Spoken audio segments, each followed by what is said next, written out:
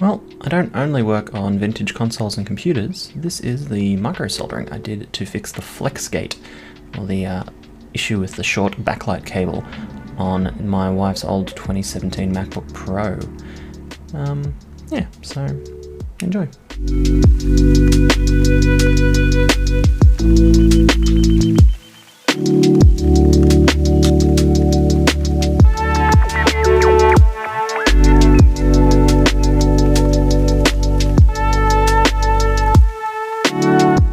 Beeped out all the connections here and everything seems to work nicely. So I just put some green solder mask on there just to cover it up, and I did a little bit of tape on the other side as well once it was all nice and done. And as you can see here, it worked. Now I just need to format it and set it up again.